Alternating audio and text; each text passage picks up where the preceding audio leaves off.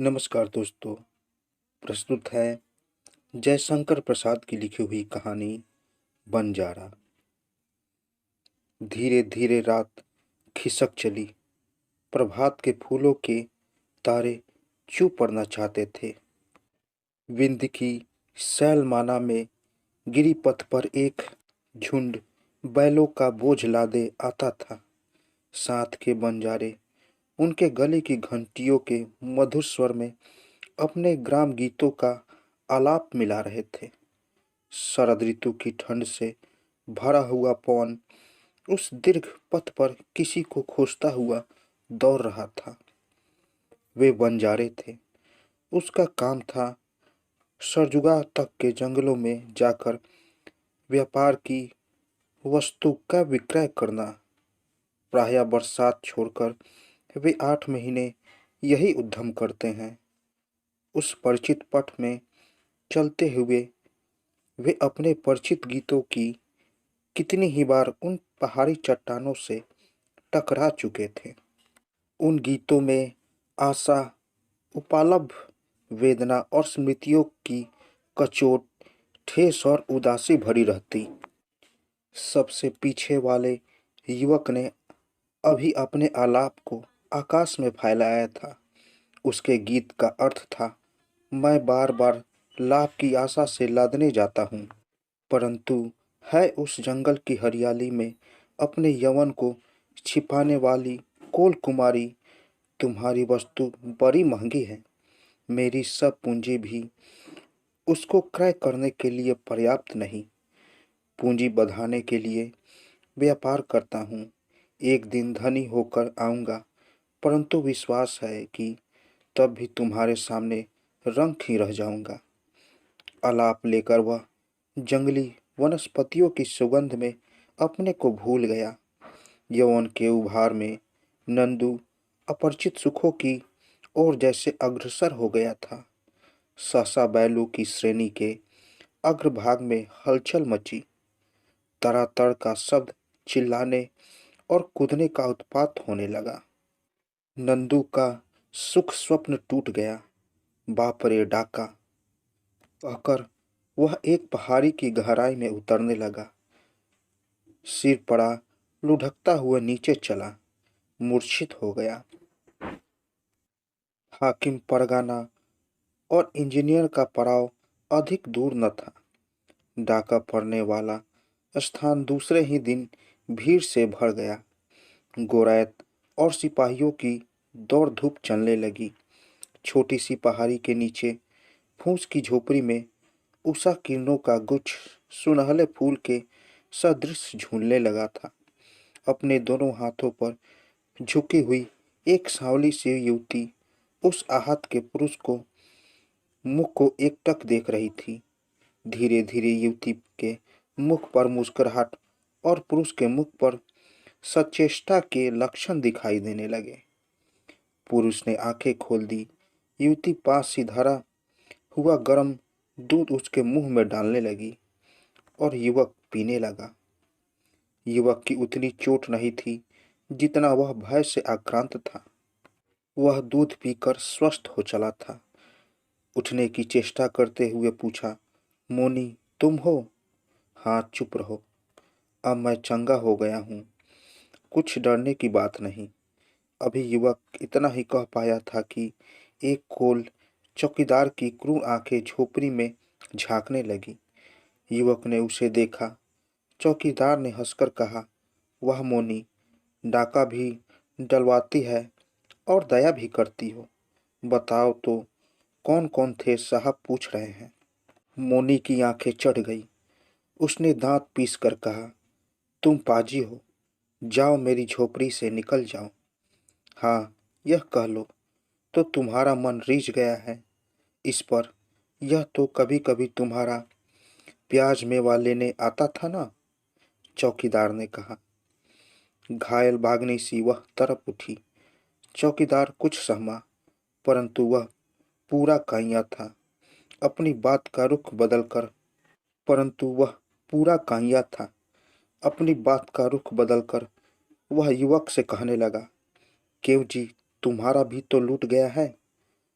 कुछ तुम्हें भी चोट आई है? चलो साहब से अपना हाल कहो। बहुत से माल का पता लगा है, चलकर देख लो। क्यों मोनी, अब जेल जाओगी ना? बोलो, जब से भी अच्छा है, हमारी बात मान जाओ। चौकीदार ने पड़ाव से दूर हथकड़ी से जकड़ी हुई मोनी से कहा।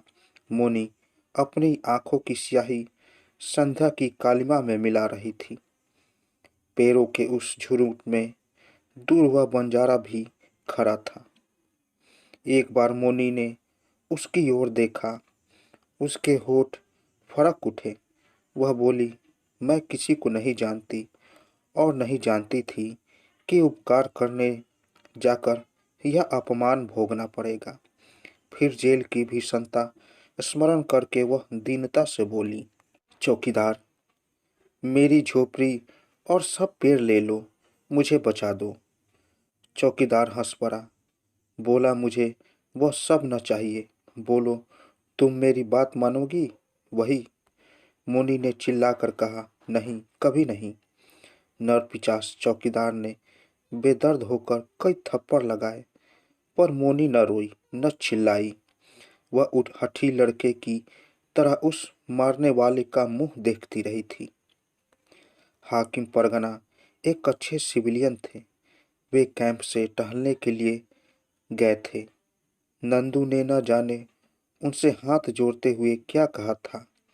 वे उधर ही चल पड़े जहां मोनी थी।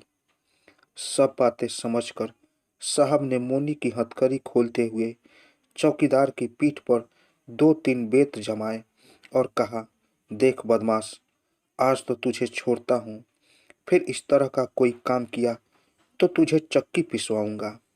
असली डाकुओं का पता लगाओ। मोनी पड़ाव से चली गई और नंदू अपना बैल पहचान कर ले चला। वह फिर बराबर अपने उस व्यापार में लगा रहा। कई महीने बाद एक दिन फिर प्याज मेवा लेने की लालच में नंदू उसी मोनी की झोपड़ी की ओर पहुंचा। वहां जाकर उसने देखा, झोपड़ी से सब पत्ते के छाजन तितर बितर होकर बिखर रहे हैं और पत्थर के ढोके अब तब गिरना चाहते हैं। भीतर कूड़ा है, जहां वह पहले जंगली वस्तुओं का ढेर देखा करता था। उसने पुकारा, मोनी। कोई उत्तर न मिला। नंदू लौटकर अपने पथ पर आने लगा।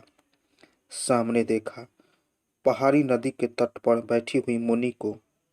वह हंसता हुआ फूल कुंभला गया था, अपने दोनों पैर नदी में डाले बैठी थी। नंदू ने पुकारा, मोनी। वह फिर भी कुछ न बोली।